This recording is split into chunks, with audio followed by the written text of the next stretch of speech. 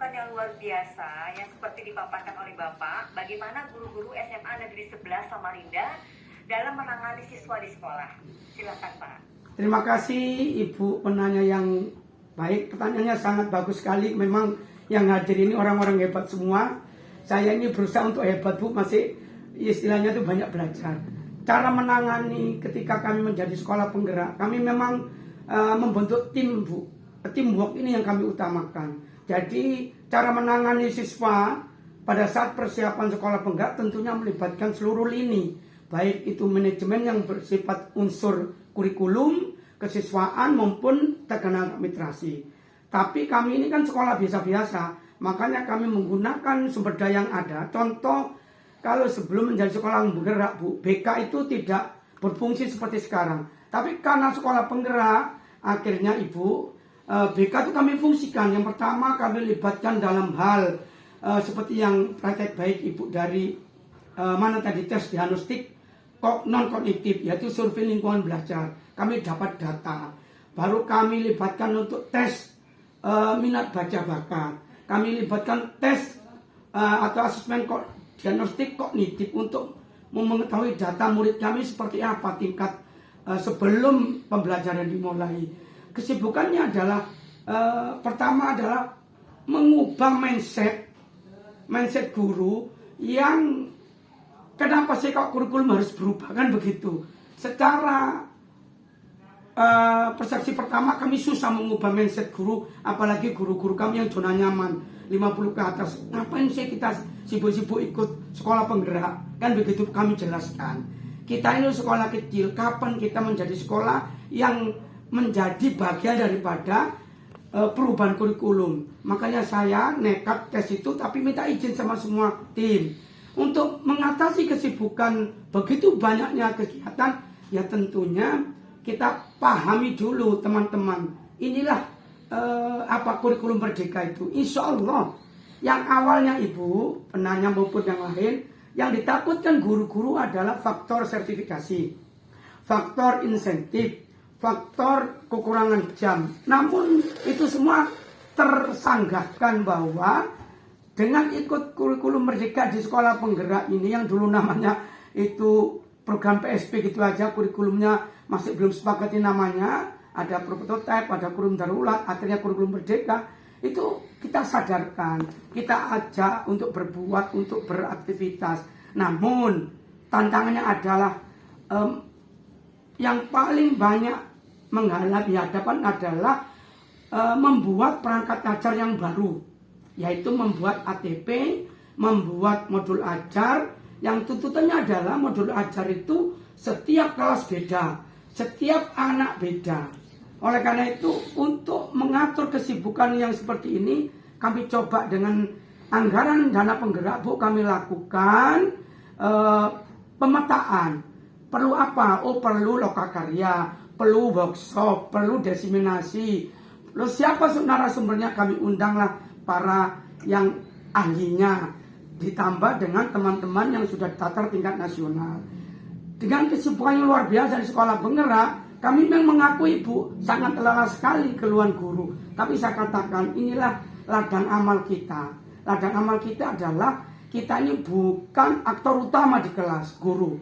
Di kurikulum merdeka ini kan guru itu adalah fasilitator, bukan aktor utama. Karena di dalam kurikulum merdeka pembelajaran berpusat pada murid. Muridlah yang menjadi tujuan utama. Terus yang kedua saya sadarkan, kita ini bukan penentu anak cerdas tidaknya, tapi kita ini menemani mereka untuk menjemput takdir zamannya. Kalimat ini yang saya terus gunakan Ibu.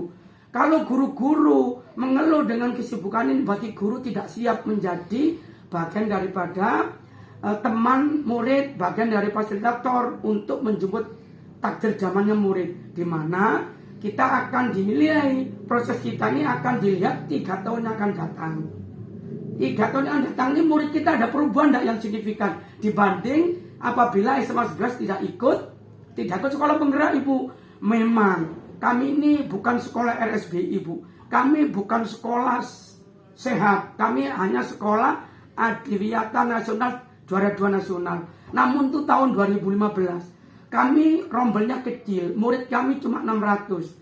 Jadi guru kami 35, TU kami 20. Dengan SDM yang ada, kami atur bersama tim manajemen, kami atur bersama teamwork supaya proyek jalan, pembelajaran jalan. Namun kami ini kan kepala sekolah setiap bulan diadakan kegiatan 4 Bu macamnya. Lokakarya Ibu, lokakarya. Seluruh kepala sekolah penggerak, CC, coaching klinik oleh pelatih ahli, penguatan komite pembelajaran, PMO tingkat sekolah, PMO tingkat daerah.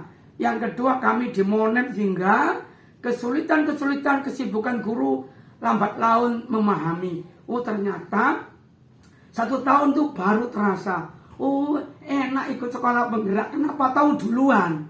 Namun kami mohon maaf Ibu penanya maupun yang lain, hasil dari perbedaan kurtilas dengan proses pembelajaran kurikulum merdeka tidak bisa dilihat kalau proses itu baru dimulai 1 tahun. Karena kami pun diberi waktu 3 tahun. Jadi kalau ada sekolah lain yang datang ingin melihat apa hasil perbedaannya, kami tidak tampilkan karena masih baru proses.